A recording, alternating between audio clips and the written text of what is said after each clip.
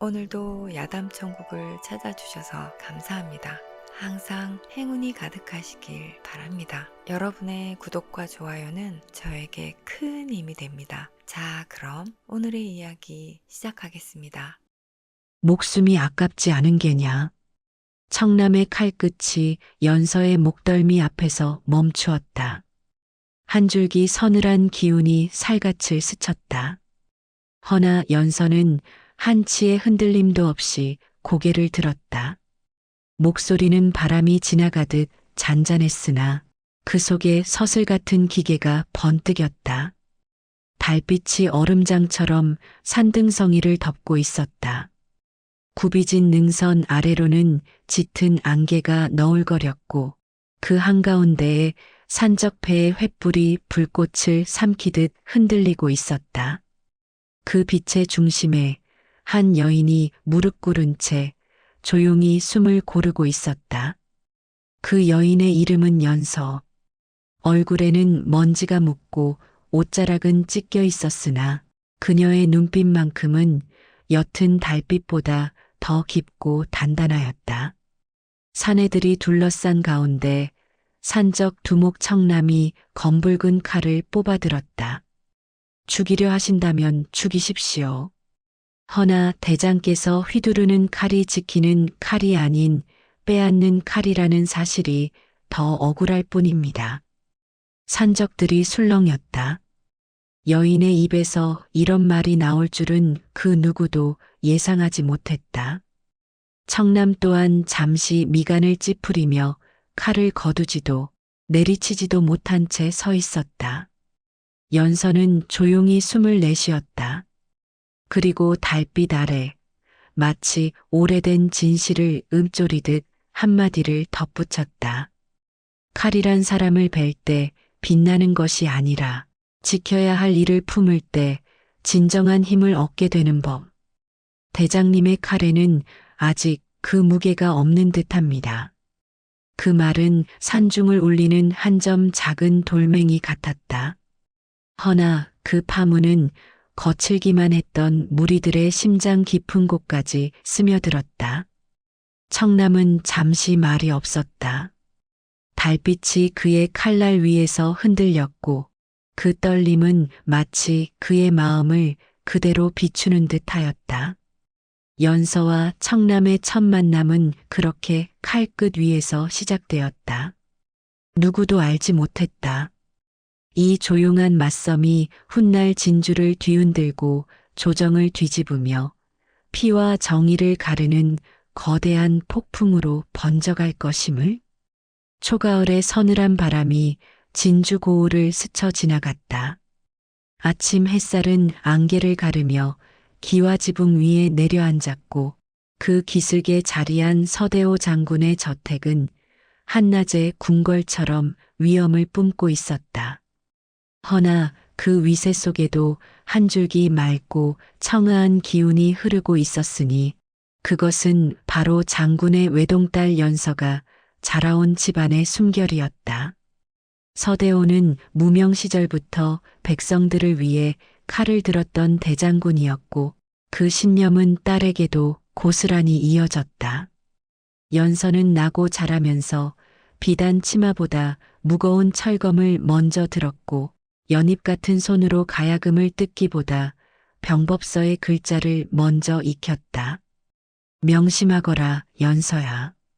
핏기 어린 전장터의 흙냄새를 오래도록 품은 아버지는 늘 같은 말을 반복했다. 칼은 쇳덩이에 불과하나 그 무게는 내가 지키고자 하는 사람의 무게와 다르지 않다. 힘없는 백성을 보호할 때 비로소 칼은 칼이 된다. 연서는 그 가르침을 가슴 깊이 새겼다. 남들 눈에 그녀는 곱고 단정한 규수였으나 속에는 부드러움과 강단이 절묘히 어우러진 강철이 흐르고 있었다.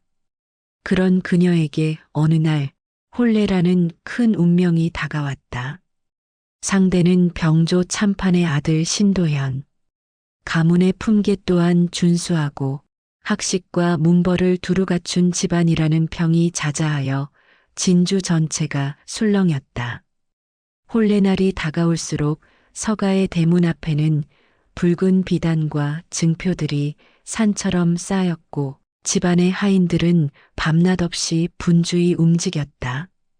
연서는 그 모든 준비를 바라보며 조용히 마음을 다잡았다.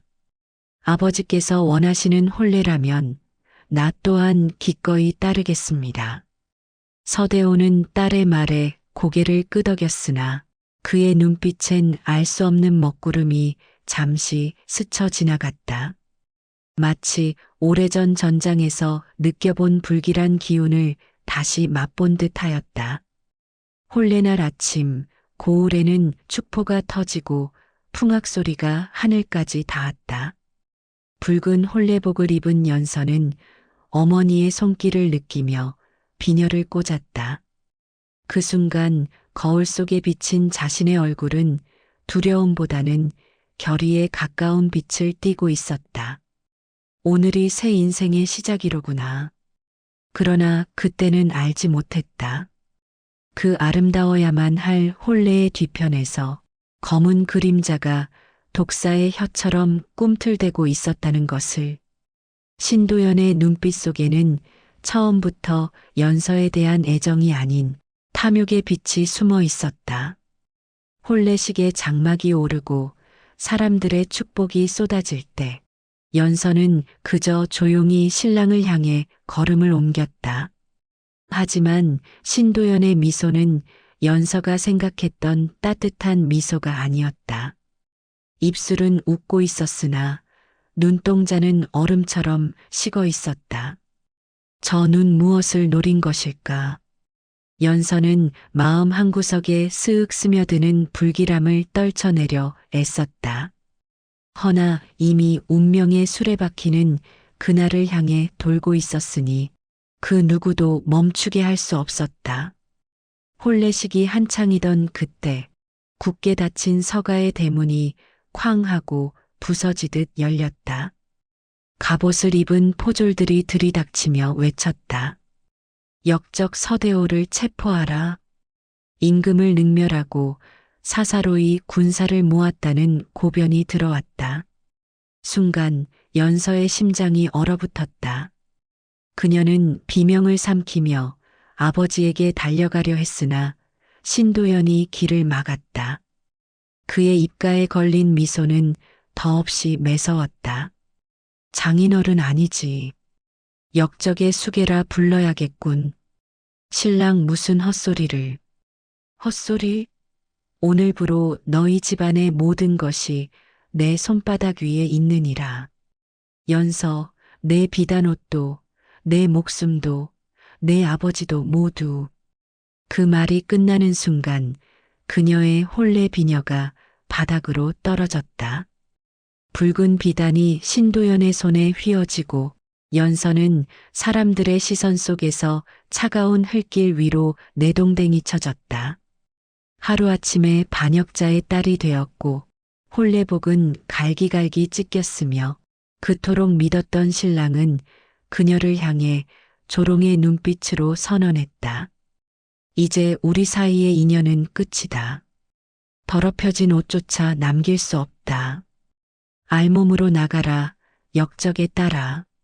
사람들의 소리가 아득히 멀어지고 연서는 자신의 숨소리조차 들리지 않았다. 홀레가 축복이 아닌 몰락의 문이 되어 자신을 삼켜버리고 있었던 것이다. 그리하여 연서는 가장 빛나야 할 날에 세상으로부터 가장 잔혹한 추방을 당하게 되었다. 그녀의 고단한 발걸음은 끝내 진주를 벗어나 외진 산길로 이어졌고 그 산길 끝에서 운명은 또 다른 얼굴을 하고 서 있었다. 그녀를 기다리는 것은 사람의 나락인지 혹은 새로운 길의 시작인지는 아직 아무도 알지 못했다. 다만 연서는 이 순간까지만 해도 몰랐다. 그 산길 끝에서 일어날 만남이 앞으로 조정을 뒤흔들 거대한 폭풍의 첫 숨결이 될 것임을. 연서는 홀레복이 찢겨나간 채 끝없는 산길을 헤매었다. 가을이 저물어가는 황혼의 바람은 차갑게 뺨을 스쳤고 굶주림과 고통이 그녀의 발끝을 잡아 끌었다. 언제부턴가 발밑에 돌부리도 보이지 않았고 의식은 먼 물안개처럼 흐려져 갔다. 아버지, 저는 어디로 가야 합니까? 그 마지막 빛마저 꺼져가던 순간 어둠 속에서 거친 함성이 일었다. 부스러? 철컥? 형체를 알아보기 힘든 사내들이 숲 어둠을 밀어내며 모습을 드러냈다. 거칠게 손을 내뻗어 연설을 붙잡은 자들. 진주 근방을 휩쓰는 산중의 물이 청남패였다. 두목, 여자가 한 명 쓰러져 있었습니다. 저런 몰골을 하고 산에 기어들어온 이유가 뭐냐? 사내들의 횃불 아래 연서는 미약하게 눈을 떴다. 그러나 비틀대는 정신 속에서도 기품을 잃지 않은 표정은 전혀 평범한 여인이 아니었다. 산적들은 흥미와 조롱이 섞인 목소리로 그녀를 둘러싸고 웃어댔다. 이 바닥에서 여잘 보면 운이 좋은 건가? 아니면 재수 없다는 징조일까? 그러나 여느 여인들과 달리 연서는 비명을 지르거나 몸을 떨며 뒷걸음치지 않았다. 갈라진 입술로 겨우 말을 내뱉었다. 굳이 이름을 말할 필요는 없겠지요. 죽이려거든 죽이시오. 구차하게 목숨을 구걸하고 싶지 않소. 그 말에 산적들은 어리둥절한 눈빛으로 서로를 마주보았다. 청남은 특히 인상을 깊게 찌푸리며 묵직하게 입을 열었다. 어디서 굴러온 여인인지 모르나. 배포 하나만큼은 보통이 아니로군. 그는 잠시 그녀를 내려다보다가 주변 산적들에게 명했다. 데려가라. 살려두되 산채의 일은 모두 저 여자가 맡게 하라. 두목, 저 여자를요? 수상쩍은데. 명령이다. 그리하여 연서는 연서라는 본명을 감추고 소양이라는 가명을 쓰게 되었다. 그날부터 그녀의 삶은 산중의 황량한 산채 한복판으로 던져졌다. 산채는 여염집 부엌과는 다른 세계였다. 새벽마다 시큼한 술 냄새가 풍겼고 사내들의 고함이 사방에서 울려대었다. 칼을 벼리며 튀긴 불꽃 냄새, 불에 구워진 짐승의 털 타는 냄새, 진흙과 피가 섞인 기운이 공기 전체에 젖어 있었다. 처음 맡아보는 무거운 공기는 연서의 숨을 계속 옥죄었다. 그러나 그녀는 입술을 꼭 깨물며 떨림을 삼켰다. 소양, 물 떠와라. 아니, 밥은 왜 이리 늦어? 산적들의 명령은 거칠었고 일은 끝없이 이어졌다. 연서는 수저 하나도 잡아보지 못한 규수였으나 매번 실패하며도 묵묵히 손에 굳은 살이 박히도록 일을 익혀갔다. 그녀가 처음 지은 밥은 서툴러 질척했고 처음 빨아낸 옷은 바람에 말리다가 흙먼지를 뒤집어 썼으며 처음 바른 약초는 짙은 쓴 냄새가 산채를 가득 채웠다. 그럼에도 연서는 포기하지 않았다. 어찌 저 고운 손으로 이런 일을? 누군가 중얼거릴 만큼 연서는 하루가 다르게 손끝에 흙과 연기를 묻히며 묵묵히 일을 완수했다. 산적들은 처음엔 그녀를 조롱했으나 나중엔 이상한 감정을 느끼기 시작했다. 어느 날이었다. 술을 마시다 상처가 덧난 산적 하나가 통증을 이기지 못해 신음하고 있었다. 다들 귀찮다는 듯 피했으나 연서만은 조용히 그의 곁에 다가갔다. 잠시만 참으십시오.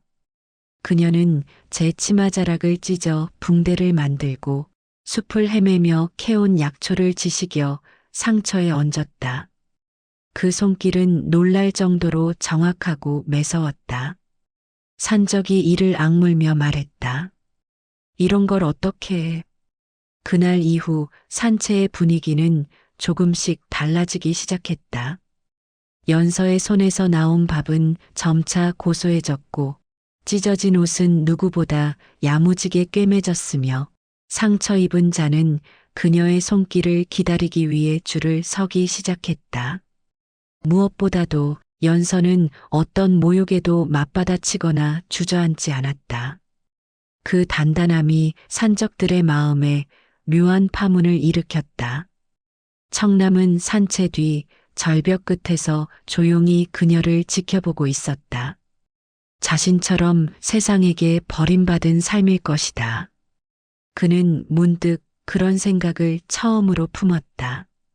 어쩌면 저 여인은 자신이 잃어버린 무언가를 가지고 있는지도 모른다고. 저 여인, 도대체 무슨 사연이길래 여기까지 온 것이냐? 그러나 그의 질문에 대한 답은 연서의 눈동자 속에서만 흐릿하게 일렁일 뿐이었다. 그녀 또한 자신의 한을 숨기며 조용히 살아남을 길을 찾아가고 있었으니 연서의 산중 생활은 하루하루가 고난이었다. 허나 그 고난 속에서 아무도 예측하지 못한 변화의 씨앗이 자라나고 있었다.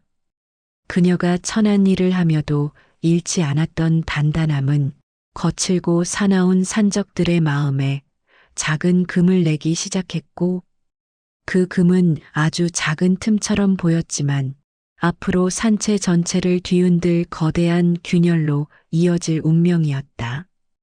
겨울의 초입, 산등성이 위로는 서리빨이 잔가지를 뒤덮고 있었다.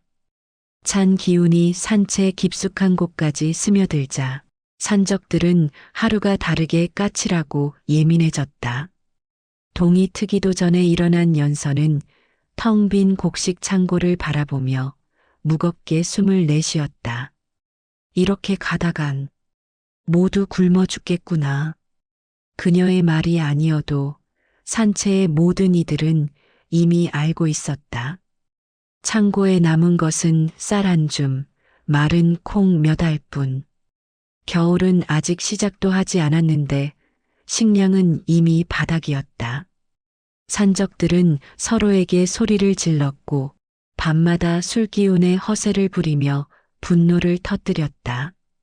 그러나 그들의 분노의 화살은 결국 하나의 대상에게로 향했다. 바로 두목 청남이었다. 두목, 이대로 손 놓고 있을 겁니까? 우린 도적이요. 도적이면 마을 하나쯤 털면 될 것 아니오. 굶주림 앞에 의리든 뭐든 소용없지 않습니까?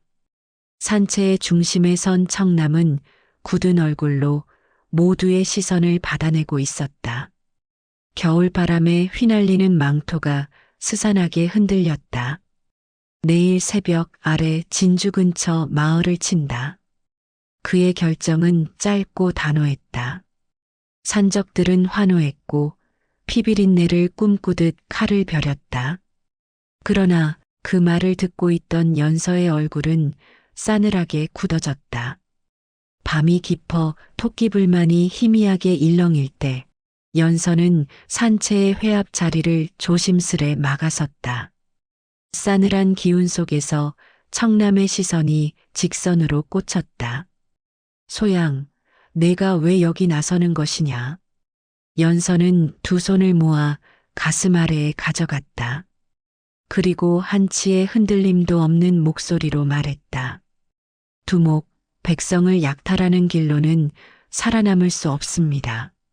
순간 산채가 조용해졌다. 산적들의 눈빛에는 조롱과 분노가 동시에 스쳐갔다. 하하, 여자가 뭘 안다고 끼어들어. 내 놈의 상처나 치료하던 손으로 무슨 지략을 떠드느냐.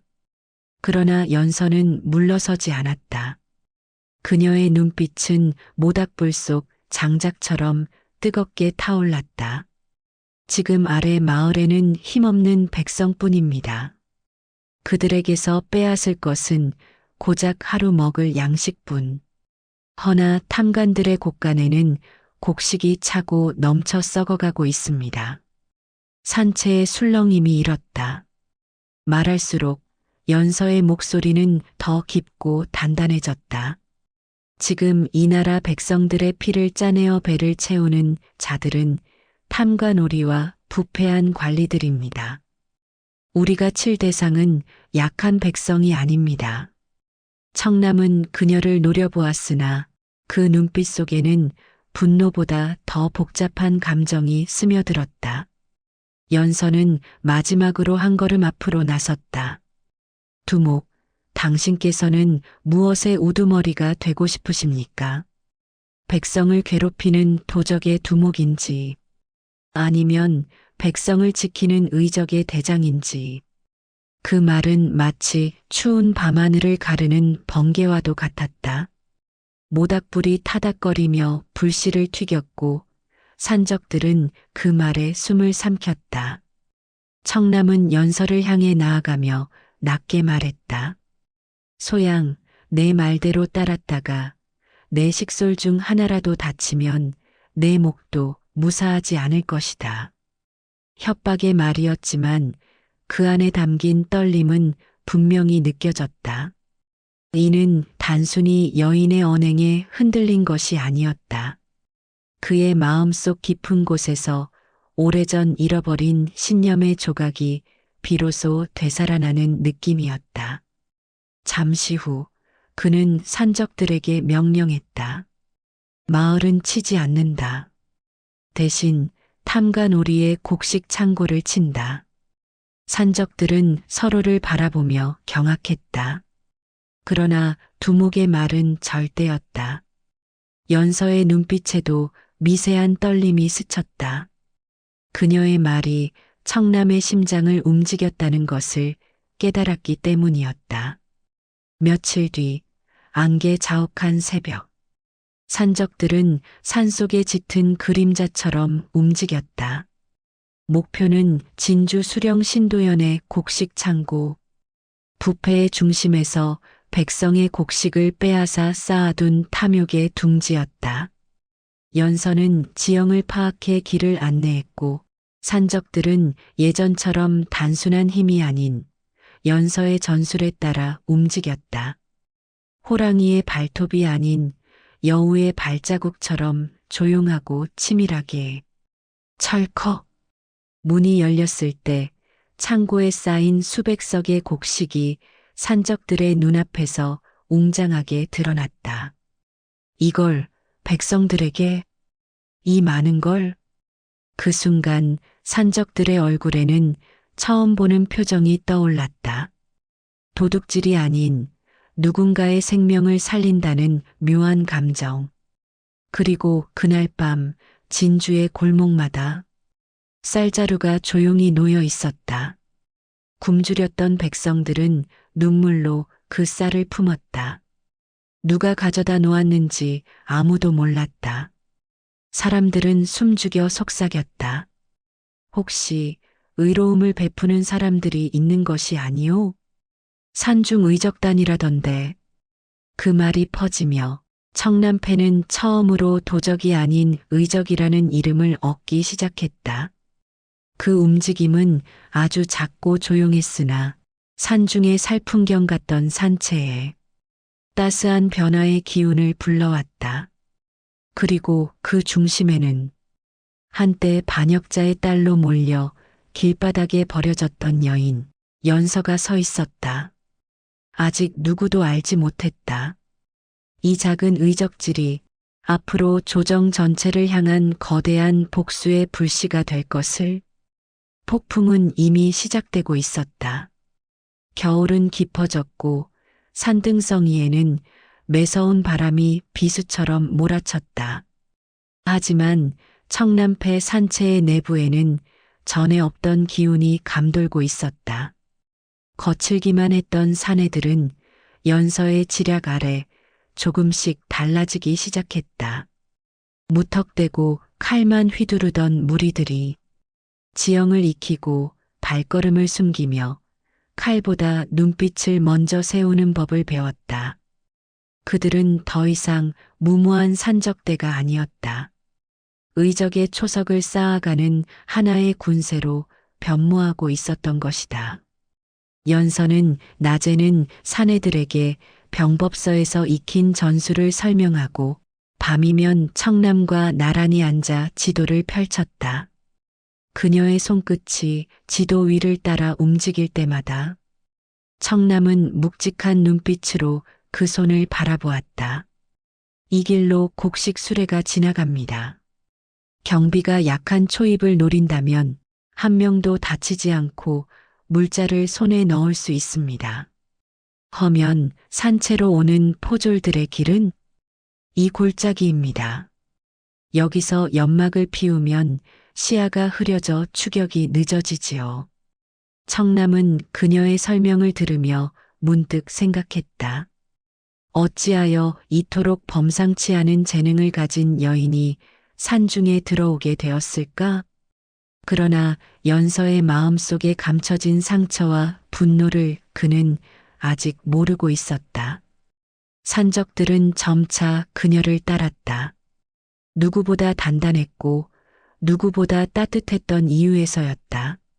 소양이 짜준 옷은 신기하게 오래 입을 수 있더라. 내 상처도 소양이 치료해줘서 나은 것이지. 두목도 요즘엔 소양의 동의 없이는 움직이지 않는 것 같더라. 허나 이 모든 변화가 탐관오리들에게는 날카로운 검이었다.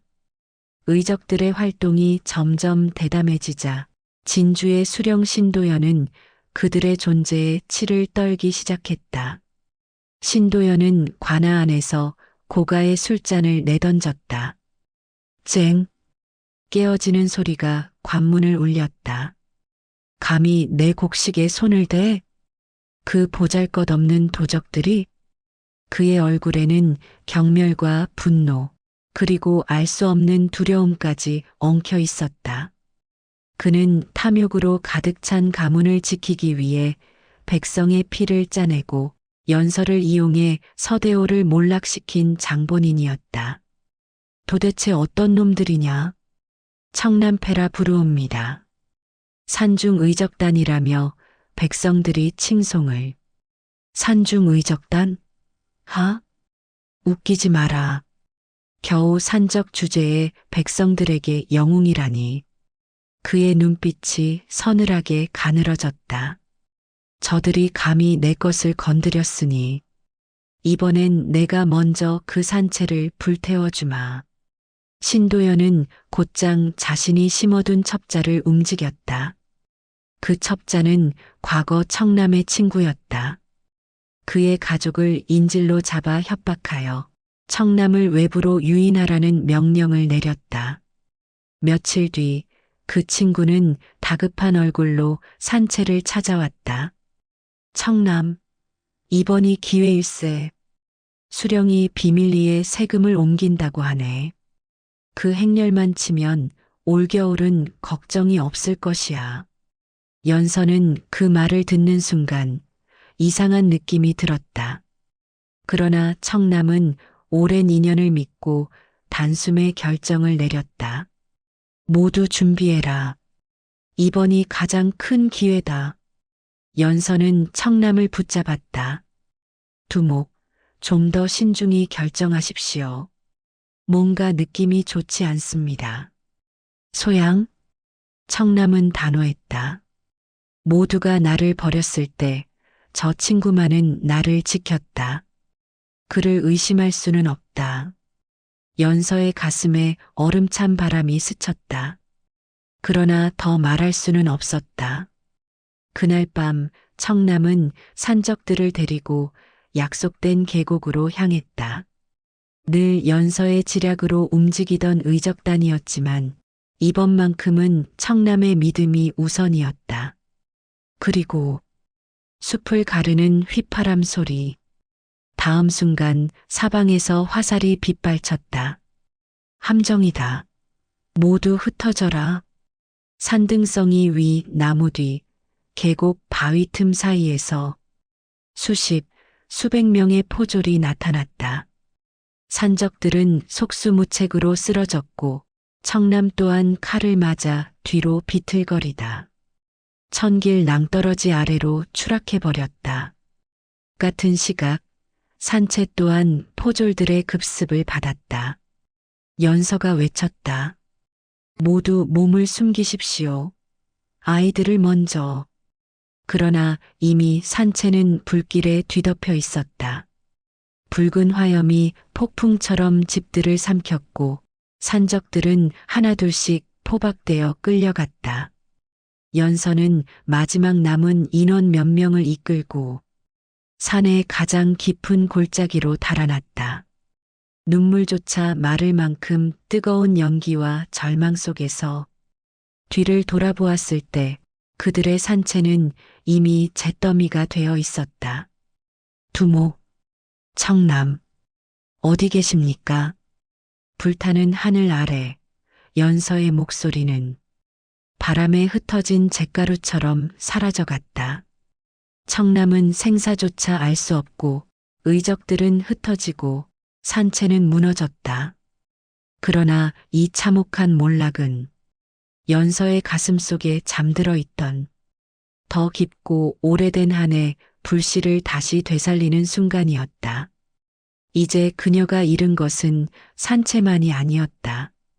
그녀의 분노는 더 넓고 더 깊은 곳을 향해 타오르기 시작했다. 그리고 그 분노가 향하는 대상은 신도연이 아니라 그 뒤에 숨은 진짜 실세였다. 폭풍의 눈이 더 깊은 어둠 속에서 천천히 그러나 확실하게 다가오고 있었다. 겨울은 더 깊어지고 있었다. 눈발이 사납게 소용돌이치는 절벽 아래 떨어져 죽었을 것이라 여겼던 청남이 기적처럼 강가의 나뭇가지에 걸려 목숨을 건진 것은 몰락한 산채의 마지막 희망과도 같았다. 그러나 그 희망은 지나치게 가벼웠다.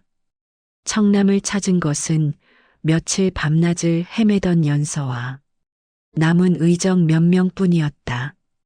그들의 얼굴에는 절망이 선명했다.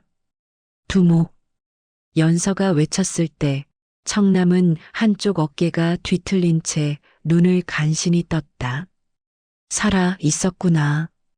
그의 목소리는 마치 얼음 속에서 꺼낸 듯 차갑고 약했다. 연서는 떨리는 손으로 그를 부축했다. 청남은 비틀거리며 일어섰으나 산채가 불탔다는 말을 듣자마자 그는 바닥에 주저앉아 버렸다. 모두 죽었단 말이냐? 그의 눈빛은 허공을 짚는 칼날처럼 흔들렸다. 그러나 연서는 고개를 저었다. 죽지 않았습니다. 포박되어 끌려갔습니다. 우리는 남은 이들을 구해야 합니다. 그 말에 청남은 연서를 똑바로 바라보았다. 그의 눈 속에는 패배자의 그림자가 짙게 드리워져 있었다. 우리가 남은 이들이 몇이나 된다고 신도연은 이미 우리를 전멸시킬 병력을 갖추고 있다. 남은 우리들이 그들의 상대가 될 것 같으냐? 한숨 섞인 절망. 그러나 연서의 눈빛은 단단하게 불타올랐다. 우리는 수적으로 불리합니다. 그러나 가장 강한 아군이 있습니다.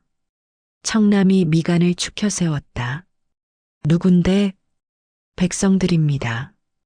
그 말에 산속의 바람조차 잠시 멎는 듯했다.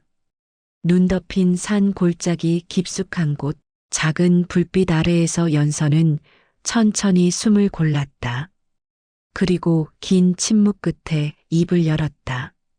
두목, 아니, 청남. 이제는 제 정체를 숨길 수 없습니다. 그 말에 남은 의적들이 고개를 들었다. 제 이름은 소양이 아닙니다. 제 본명은 연서, 대장군 서대호의 외동딸입니다. 바람이 싸늘한 소리를 냈다. 의적들의 얼굴은 일제히 얼어붙었다. 서대호 장군의? 그 장군의 딸이었다고? 연서는 천천히 고개를 끄덕였다. 제 아버지를 죽인 자는 신도연만이 아닙니다. 아버지를 억울한 누명을 씌워 죽이고 집안을 무너뜨린 진짜 원수는 지금 나라의 권력을 쥔 영의정 정우겸입니다. 그녀의 말이 끝나자 청남의 눈빛이 흔들리기 시작했다. 정우겸, 그자가 모두의 배우란 말이냐? 연서는 가슴 깊은 곳에 묻었던 한을 더 이상 숨기지 않았다. 아버지는 백성을 위해 검을 들었고 그 때문에 그들에게는 눈의 가시가 되었습니다. 정우겸은 신도연을 앞잡이로 내세워 아버지를 반역자로 몰았습니다. 그녀의 목소리는 떨렸지만 그 떨림은 공포가 아니라 분노였다. 저는 이제 더 숨을 곳이 없습니다. 아버지의 억울함을 밝히고 그들의 죄를 세상에 드러내고 싶습니다. 허나 혼자서는 도저히 할 수 없습니다. 그녀는 무릎을 꿇었다. 산바람이 차갑게 그 모습을 스쳐 지나갔다. 부디 저를 도와주십시오. 그 모습을 본 청남은 급히 연서를 일으켜 세웠다. 그의 눈에는 더 이상 패배나 두려움은 없었다. 연서, 왜 이제야 말했느냐? 청남은 주먹을 불끈 쥐고 주변의 의적들을 바라보았다. 서대호 장군은 과거 우리 산적들까지 품어주었던 분이다. 그런 분의 명예를 짓밟고 돌아가시게 한 자가 정우겸이라면 그는 우리 모두의 원수다. 그리고 그는 절벽 끝에 서서 다시 칼을 뽑아들었다. 듣거라. 정우겸은 한 사람의 원수가 아니다. 이 나라 백성 모두를 짓밟는 폭정의 상징이다. 우리가 싸울 상대는 그저 수령 하나가 아니다. 산속의 메아리가 울렸다. 의적들의 눈빛이 다시 살아났다. 우리는 이제 도적이 아니다. 백성을 위한 칼, 억울한 이들을 위한 방패다. 연서는 고개를 숙였으나 눈가에는 눈물이 맺혀 있었다. 그날 이후 청남의 남은 무리는 단순한 산적이 아니라 정우겸을 겨냥한 하나의 군대로 다시 태어났다. 연서는 서대호의 유품이었던 병서를 펼쳤다. 그 속에는 전장에서 아버지가 직접 기록했던 지략과 병법이 빼곡히 적혀 있었다. 사내들은 밤낮으로 훈련했고 청남은 연서가 가르치는 병법을 자신의 피와 뼈에 새기듯 받아들였다. 그들의 표적은 이제 분명했다. 신도연이 아니라 그 뒤에서 모든 악을 조종한 영의정 정우겸. 그리고 마침내 한때 산짐승처럼 흩어져 살던 의정 무리는 그 어느 때보다 강한 결의를 품은 작은 군대로 변모하고 있었다. 연서의 가슴 속에서 잿더미 속에 묻혀있던 불씨는 이제 서서히 거대한 복수의 불길로 타오르고 있었다.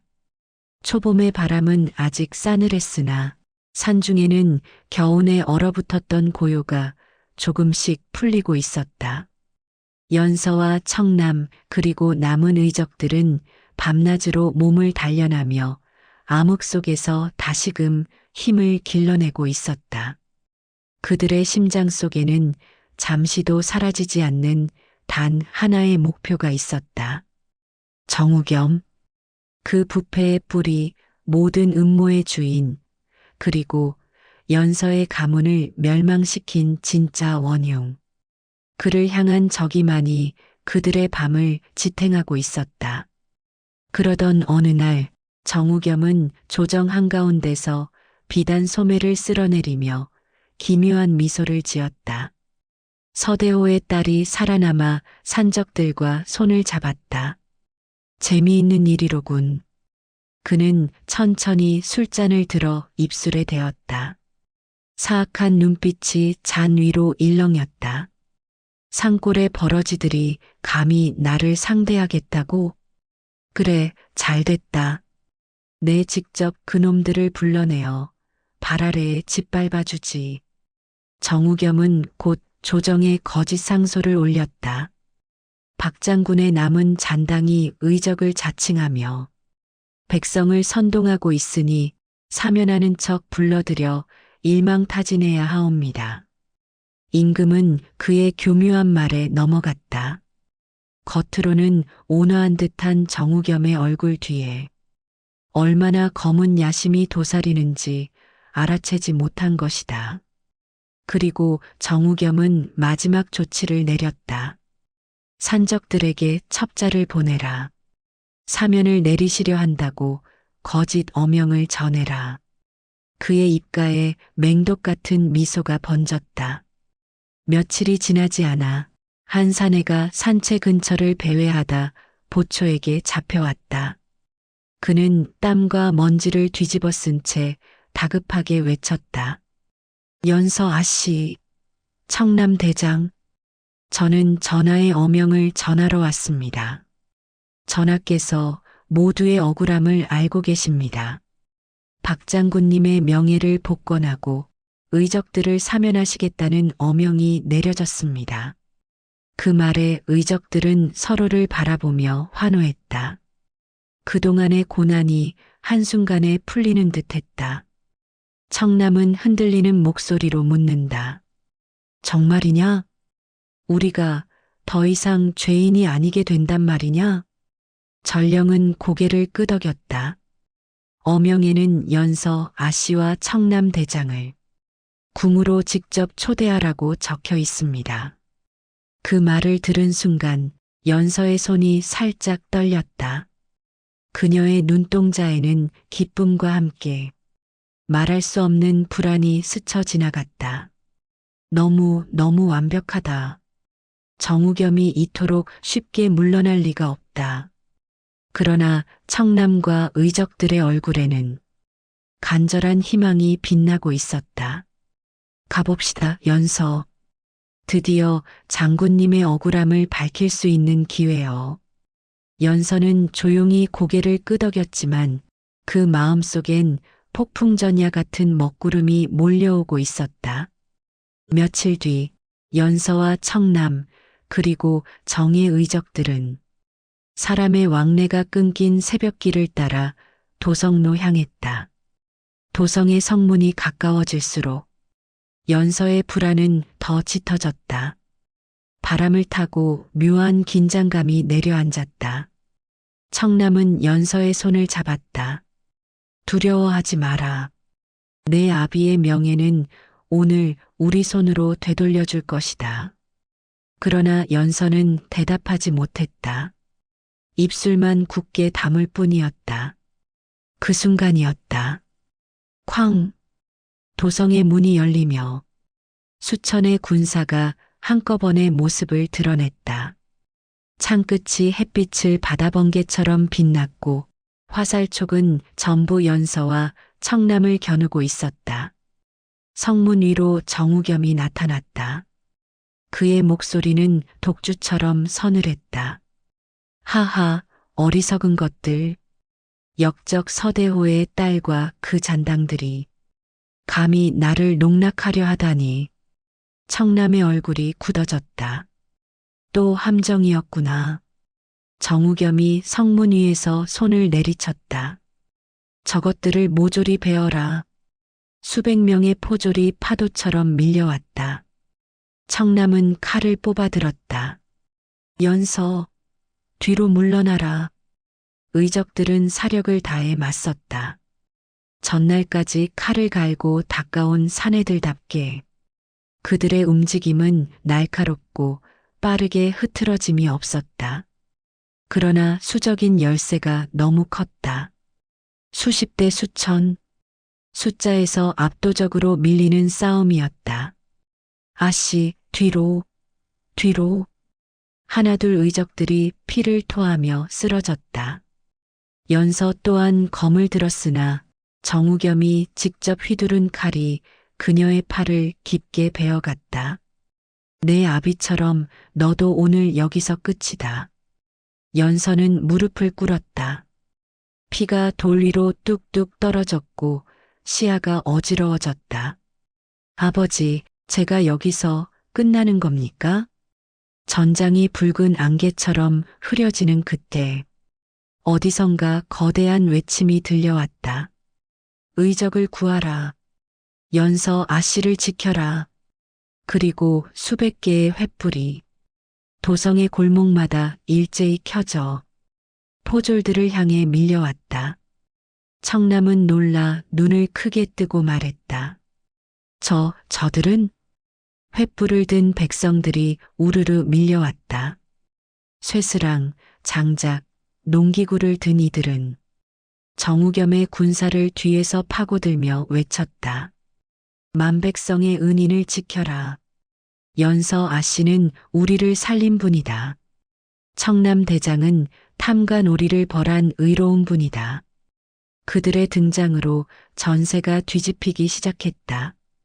포졸들은 당황했고 정우겸의 얼굴은 처음으로 굳어졌다. 백성들까지? 어떻게? 청남은 쓰러진 연서를 부축하며 외쳤다. 물러난다. 이 틈을 타라. 피비린내 가득한 혼전 속 백성들의 도움으로 연서와 의적대는 기적처럼 포위망을 벗어났다. 도성의 밤하늘에는 백성들이 든 횃불이 별빛처럼 타올랐다. 그리고 연서는 그 불빛 속에서 마지막 힘을 짜내어 중얼거렸다. 아버지, 아직 끝나지 않았습니다. 정우겸의 함정 속에서 죽음 직전까지 몰렸으나 백성의 힘은 그들을 살려냈다. 그리고 이제 연서는 더 이상 피해자가 아니라 나라의 심연을 뒤흔들 거대한 폭풍의 중심으로 나아갈 준비를 하게 된다. 도성 밖 깊은 산골짜기의 어둠 속 연서와 청남 그리고 살아남은 의적들은 간신히 몸을 숨긴 채 숨을 고르고 있었다. 불길처럼 번진 전투의 잔향이 아직 피비린내로 코끝에 맴돌았고 연서의 팔에서 흘러내린 피는 눈 위에 어두운 얼룩을 만들었다. 하지만 그녀는 쓰러지지 않았다. 오히려 사지가 떨릴수록 눈빛은 더 뜨겁게 타올랐다. 아직 끝나지 않았습니다. 연서가 낮게 말했다.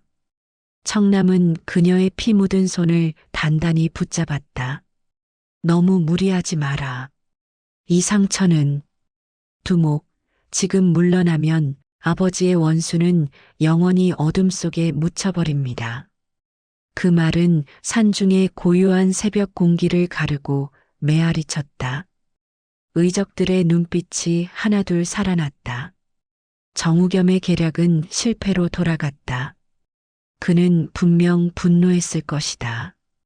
그러나 그보다 더 무서운 것은 민심이 이미 의적대의 편으로 기울기 시작했다는 사실이었다. 백성들은 도성 곳곳에 모여 횃불을 들었다. 연서를 직접 본인은 기도를 올렸고 그녀가 흘린 피의 자취는 백성들의 가슴에 불씨처럼 번졌다. 장군님의 따님이 살아계셨대. 부패한 영의정이 숨기려던 진실이 있었대. 연서 아씨와 의적대가 우리를 위해 싸웠다. 소문은 마른 들판에 불이 붙듯 삽시간에 퍼졌다. 그 누구도 심지어 정우겸도 백성의 분노가 이토록 빠르게 타오르리라 예상하지 못했다. 멀지 않은 어느 날 수천의 백성이 들고 일어났다. 쇠스랑, 낫, 장작, 삼. 농기구가 모두 무기가 되었고 그들의 발걸음은 땅을 울렸다. 부정을 파헤쳐라. 연서 아씨의 원한을 밝히라. 백성을 핍박한 자를 심판하라.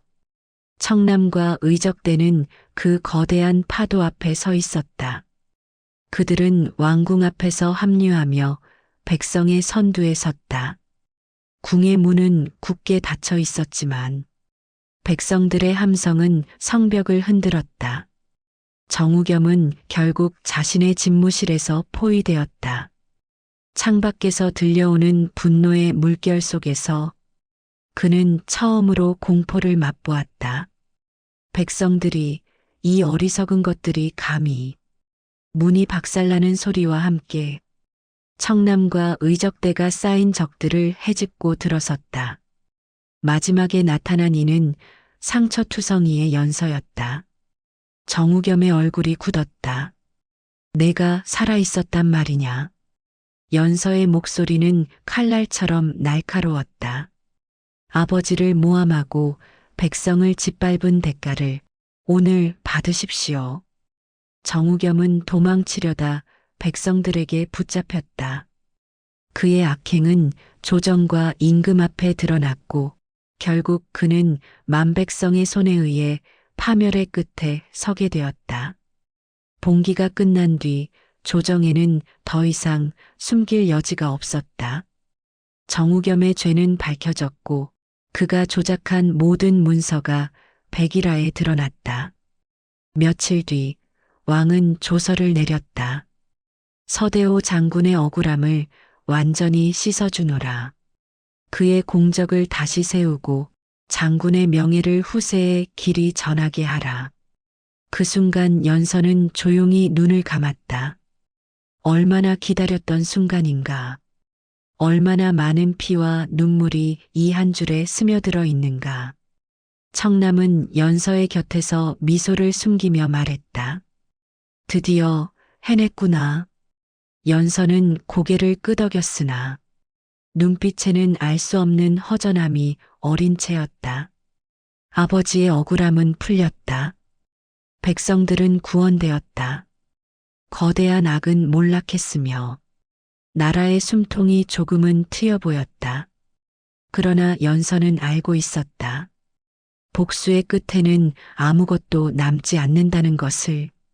며칠 뒤 왕은 연서와 청남을 궁으로 불러 칭찬하며 말했다. 그대들은 나라를 뒤흔든 악을 베어내고 백성의 고통을 덜어주었다. 원하는 것은 무엇이든 말하라. 벼슬이든 재물이든. 그러나 연서는 고개를 저었다. 소인은 오직 아버지 무덤에 술 한 잔 올릴 수 있는 허락만을 원하옵니다. 궁중은 순간 조용해졌다. 왕은 깊은 숨을 내쉬고 조용히 고개를 끄덕였다. 그대의 뜻을 존중하겠다. 그 길로 연서는 청남과 함께 산자락에 숨겨져 있던 아버지의 무덤을 찾았다. 잔잔한 바람이 억새를 스쳤고 연서는 조용히 술을 따랐다. 아버지, 이제 편히 눈을 감으십시오. 제가 아버지의 뜻을 이어가겠습니다. 그 순간 하늘엔 햇살이 잔물결처럼 퍼져나갔다. 겨울이 완전히 끝나가는 순간이었다. 연서는 더 이상 복수의 칼을 쥔 여인이 아니었다. 이제 그녀는 백성을 지키는 삶을 준비하는 사람으로 변하고 있었다. 그리고 청남은 그 곁에서 그녀가 가는 길을 묵묵히 지켜보았다. 폭풍은 잦아들었고 새로운 계절이 조용히 다가오고 있었다. 눈 녹은 산자락에 새순이 돋기 시작하던 어느 날, 연서와 청남은 다시 산채가 있던 자리를 찾았다. 한때 피비린내와 절규로 가득했던 그곳은 이제 눈부시도록 고요한 풍경을 품고 있었다. 불에 탄 나무들이 새 생명을 틔우듯 그들의 삶 또한 새로운 향기를 품고 있었다. 무너졌던 산채는 더 이상 도적들의 은신처가 아니었다. 그곳에는 작은 농과 밭이 일구어지고 갈 곳 없던 이들이 하나둘 모여 마을을 이루기 시작했다. 청남은 거친 손으로 땅을 일구었고 의적들은 나무를 베고 집을 세웠다. 도적의 칼을 잡던 손이 이제는 아이들의 울타리를 짓고 초가의 기둥을 세운 것이다. 두목이라 부르지 않겠습니다. 한 사내가 청남을 바라보며 웃었다. 이제 우리에게 필요한 건 두목이 아니라 마을 어른입니다. 청남은 멋쩍게 웃음을 지었지만 그의 눈빛에는 전에 없이 따뜻한 기운이 깃들어 있었다. 연서는 작은 서당을 열었다. 낡은 초가 한 칸을 고쳐 만든 곳이었지만 아이들은 매일같이 그곳에 모여 글을 배우고 세상을 올곧게 바라보는 마음을 익혀갔다. 연서는 아이들에게 늘 말했다. 무예보다 먼저 배워야 할 것은 사람의 마음이다. 사람을 꿰뚫어 볼 줄 알면 칼은 쓰지 않아도 되는 것이란다. 아이들은 눈망울을 반짝이며 고개를 끄덕였다. 그 모습이 마치 예전의 자신 같아. 연서는 때로는 웃음을, 때로는 그리움의 한숨을 흘리곤 했다. 청남은 매일 아침 서당까지 나무를 실어 나르며 말없이 그녀의 곁을 지켰다. 예전 같으면 상상도 못했을 평화로운 일상이 그들에게는 더 없는 선물이었다. 사람들은 시간이 지나서도 진주와 도성 곳곳에서 연서와 청남의 이야기를 입에서 입으로 전했다. 서대호 장군의 딸 연서 아씨는 칼보다 강한 정의로 백성을 구하였고 청남 대장은 산적의 칼을 버려 백성을 품은 방패가 되었다. 아이들은 서당에서 배운 이야기를 집으로 돌아가 부모에게 들려주었다. 그리하여 언젠가부터 사람들은 두 사람을 이렇게 불렀다. 의적 연서와 의적 청남. 도적의 이름은 잊혔고 그 대신 의로운 사람이라는 뜻만이 남았다. 어느 저녁 무렵 산등성 위에 붉은 노을이 내려앉았다. 연서와 청남은 마을을 내려다보며 조용히 앉아 있었다. 바람은 부드럽고 흙 냄새는 따뜻했다. 연서는 속삭이듯 말했다. 청남, 사람은 결국 스스로 지키려던 것이 무엇인지에 따라 삶의 무게가 정해지는 것이겠지요. 청남은 고개를 끄덕이며 중얼거렸다. 그래, 칼은 배기 위해 만든 것이지만 지키려는 마음이 없다면 그저 쇳덩이일 뿐이지. 두 사람의 손등에 바람이 살며시 내려앉았다. 그리고 그 순간 그들은 더 이상 과거에 머물지 않음을 깨달았다. 연서의 복수는 끝났고 청남의 죄 또한 씻겼다. 그러나 그들의 발걸음은 멈추지 않았다. 이제는 백성을 품고 미래를 준비하며 살아가는 길만이 그들이 걸어야 할 새로운 여정이었다. 사람의 칼은 두 가지 길로 나아간다. 하나는 탐욕을 위해 피를 부르는 길이고 다른 하나는 약자를 지키기 위해 칼을 거두는 길이다. 연서와 청남은 결국 칼을 버림으로써 가장 강한 힘을 손에 넣었다.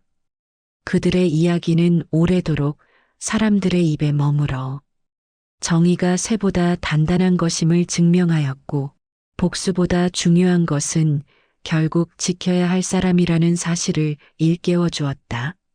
세월이 흘러도 그들의 이름이 사라져도 의로운 뜻만큼은 이 땅 위에 오래도록 남아 다음 세대를 밝히는 등불이 되리라. 이렇게 하여 연서와 청남의 기구한 인연은 절망 속에서 피어난 한 송이 정의의 꽃으로 오래도록 사람들 가슴 속에 남게 되었다.